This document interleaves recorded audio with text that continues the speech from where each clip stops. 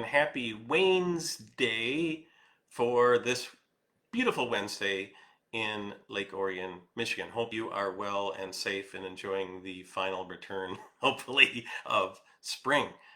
Last week, I introduced you to the idea of the only type of insurance that you are guaranteed to use, so that you don't have to throw money at an insurance policy and then maybe never take have anything to show for it. And that was permanent or whole life insurance. This week I'm telling a story about this incredible human being named Sue Dale, who spoke at our Rotary Club a couple of weeks ago. And Sue is with a company called Family Path Senior Solutions, and I'm not here to tell you you should hire her or her company, although I think you could obviously do a lot worse than that. And she seems like the real deal to me. Great heart and family-owned business, and anyway, and they help people who are helping senior members of their family prepare for that eventual day where they're not going to be able to stay in their home, or they need some kind of in-home care or some kind of long-term care, or things like that. And she just had so many stories of people who were devastated by financial ruin because they didn't have advanced medical directives in place, and they didn't have medical powers of attorney in place, and they didn't have long-term care funds available.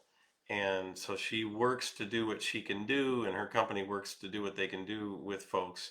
But my role as your advisor is to talk with you about a way you can check one of these hugely important boxes off. Now, you can purchase long-term care insurance. I've quoted it a lot for folks. It's frankly harder to get people approved for long-term care insurance than it is for life insurance. That's point one. And it is extremely expensive in my view, especially when you consider that in most cases, the only way to use long-term care insurance is to get sick and need actual care, and which is fine. But what happens if you put all this money into it year after year after year, and then you're one of those blessed people where you don't use it? You don't end up needing anyone to come into your home. You don't need to go into a nursing home. You don't need to go into a retirement facility. And then you just that's money that you've thrown away, kind of like what can happen sometimes with auto and home and other types of insurance. Well, you could take a similar amount of money and put it in to that whole life product. And so, every case is different, so don't, take this with a grain, but I was looking at just raw numbers for an average 35-year-old guy who doesn't smoke and is in reasonably, basically decent health. And if he started when he's 35 and he put $350 a month into this, and you might think, ooh, that's a crazy amount of money. You should price out some long-term care sometime before you, but anyway, he puts $350 a month in this example and by the time he's 70, there's actually slightly over an estimate of $290,000 in his accessible cash account. And so if he was 70, needed long-term care, he would have access to this, whatever's in there. The estimate on this one is 290,000, that he could use to hire a visiting nurse, to hire some help in home, to pay for a retirement home, those kinds of things. But what if he doesn't need it? Well, it just keeps growing. Or the beauty of doing it through whole is, if you're perfectly healthy and don't need it, and you've got $300,000 sitting in an account, go to Tahiti. Go, do something crazy cool for your grandkids. I mean, there's just no end to what you can do with it, because there are no strings attached to the money that's in this cash account.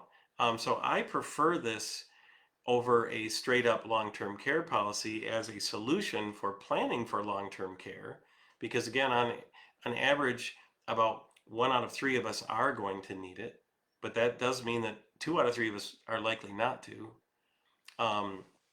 So I think this is a great alternative. And you're like, well, that's great, Wayne, but 35-year-olds don't think like this. And you might say this.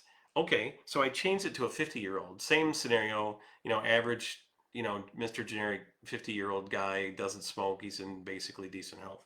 And price goes way up, $615 a month. You're like, oh, crazy.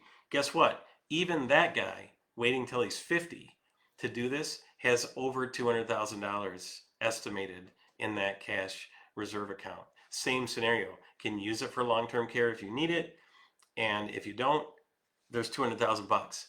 And then it is still a form of life insurance. So if he literally lets it ride, then when he passes, because this is the only kind of insurance that you're guaranteed to use, when he passes, the family is going to make way more than either of those numbers that I have mentioned to you.